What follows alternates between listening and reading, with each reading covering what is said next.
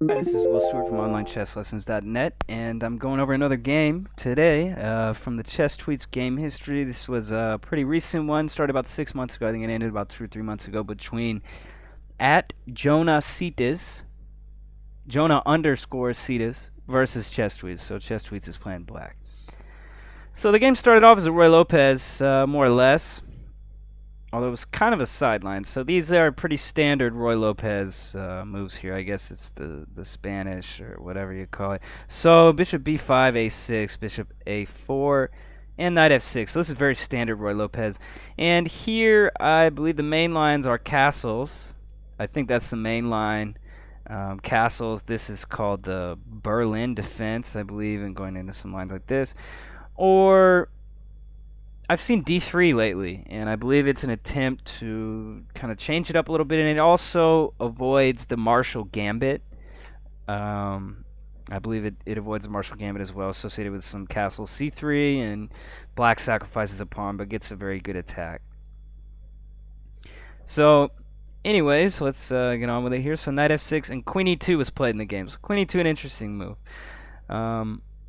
It makes sense to defend the pawn and maybe set up bishop takes knight on c6 and knight takes e5. So if you can win a pawn, why not? But queen e2 is a dangerous way to do it because if black castles, gets this rook going against the white queen, it might be a little dicey. So after queen e2, bishop c5, standard treatment, and now bishop takes c6. So white moved the bishop back to a4, and then 2 moves later takes on c6. So not so good as far as the tempi are concerned here. But anyways, d takes c6 and knight takes e5. So a pawn is a pawn, no doubt about that. But maybe after queen e7,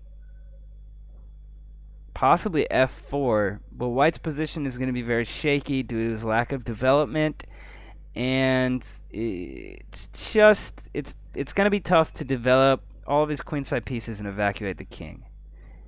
And so maybe the idea was knight d3, possibly.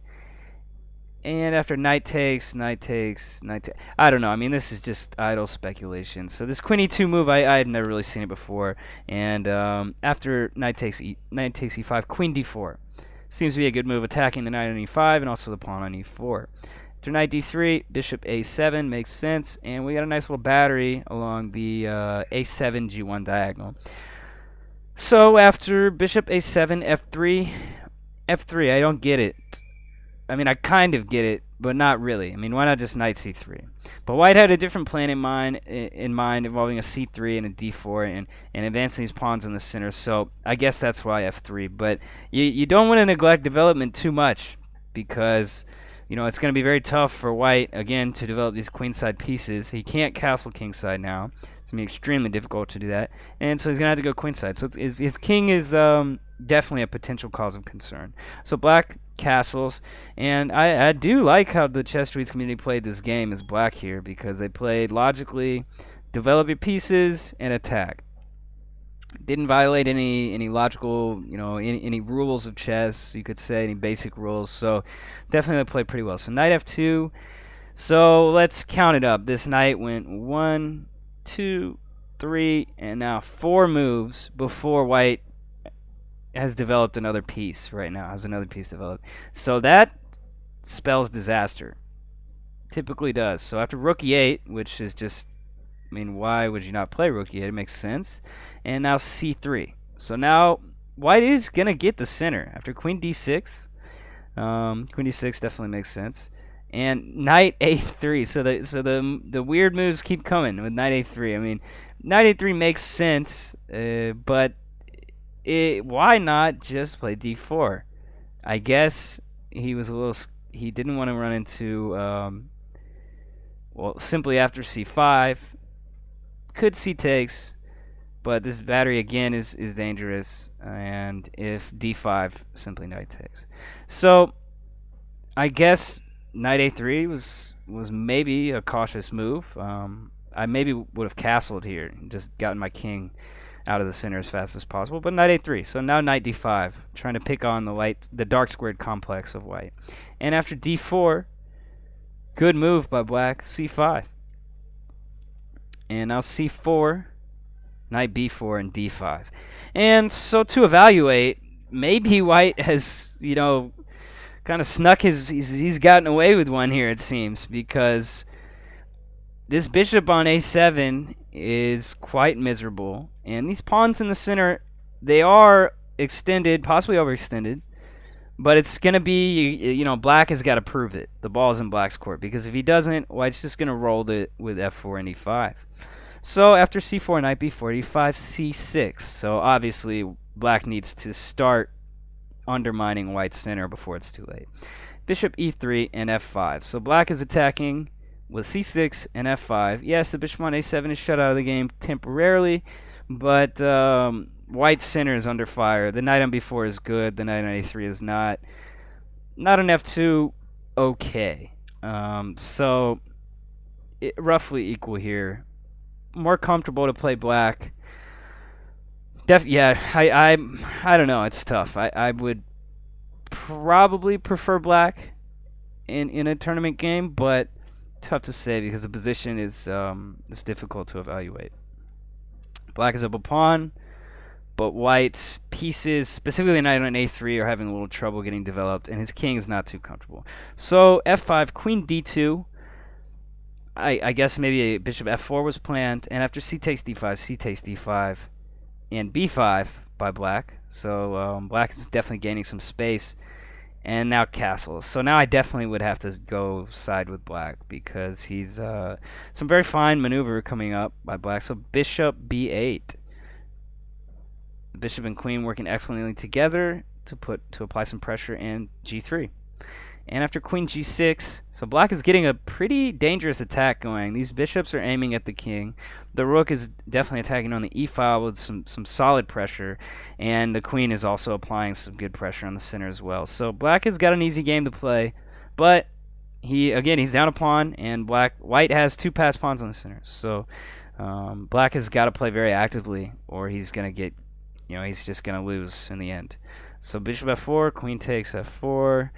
And f takes e4, f takes e4, and a great maneuver, a fantastic rook lift by black. Not always the easiest to see. Rook a7. Transfer the rook laterally. Fantastic. And at queen d2, h5, another great move. Black is really starting to pick up some steam here, and white's king is not looking too happy. The white pawns in the center on e4 and d5 are also a little tough to get rolling. So after h5, so rook ac1, h4, and the queen goes back to f4. So 2 moves ago he moved to d2, and now he goes back to f4. You never like to do that. Never like to waste time. And queen takes g3, and queen b6. Good move. Open up that diagonal. You don't want to trade pieces when you're down material. He's down a pawn, and black is also attacking pretty hard, so definitely a solid play. Queen b6, king h1. This diagonal might spell trouble for white in the future with his king. Something to definitely keep an eye on. And after king h1, knight takes a2, black recoups the pawn with tempo on that rook. So definitely seems like a good time to take the pawn. Why not? Rook ce1, and now the knight just back to b4. And that knight on b4 is doing great. It's controlling the d3 square, so making it tough for white to move the knight on f2. And it's also it's keeping that white knight on a3 on the corner. And as I always say, white knights on the rim are dim, so that's the beginner saying. And you don't want to put your knights on the edge of the board, because obviously that knight has 1, 2, 3, 4 possible squares, whereas a knight in the middle has twice that, has 8, I believe. So easy to see. So after rook ce1, knight b4, knight d3, so white wants to trade it and get his pieces back into the game. And rook a7, so the rook lift was great. Good coordination by black's pieces coming down the middle, and this bishop is going to start putting some pressure on this diagonal as well. So after rook a7, rook f4, bishop b7, and all of black's pieces are pretty much coming in at full force. Knight takes b4 and c takes b4. So white does have a set of connected passed pawns in the middle of the board nonetheless, but they're very weak. Pawns are pawns. Passed pawns are great, but if they're weak, sometimes they're more of a weakness than a strength.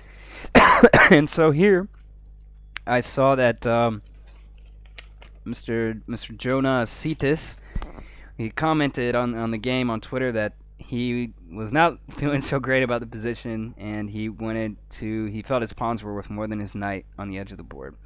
Well, if knight c2, this is not quite possible yet, this tactic, but very nearly. I think, that's should be happening soon. I feel like it just has to be part of the position, but it's a little tougher to find, a little easier said than done. Maybe, if queen c5, hitting that knight, it's only knight e3, and maybe, just maybe, white can hold on to those pawns. But I think he should have tried a little harder, because it just doesn't quite work. I mean, the takes, and suddenly the knight is back in the game. So knight c2 seems to have been the move. But queen f3 instead, and after b takes a3, rook f1, trying to set up some tactics. Queen c7, and now this doesn't quite go anywhere. Maybe it was worth a shot, a couple of checks maybe, but it seems to fizzle pretty quickly. So after rook f1, queen c7, queen takes a3, don't quite, I guess he's trying to set up a little cheapo, but also rook takes would run into this tactical combination here with the check, and maybe all of a sudden white's winning. So a nice trap with queen takes a3. I mean, it's, if you're losing, you don't want to give up, so you never know. I mean, people fall for this stuff. So queen d7, black was a little too wary, and after queen c3, rook takes e4. Rook f7 takes, and black is just up a piece. Queen c7, rook a7, queen d6, and rook d4. And white resigned because he's going to be down a piece, and he's probably going to get mated pretty soon. So a good game by the Chess Tweets community. The Ruy Lopez, an interesting sideline with an early queen e2, but it does not seem to didn't quite pan out in this game. So this is Will Stewart from OnlineChessLessons.net, and thanks for listening.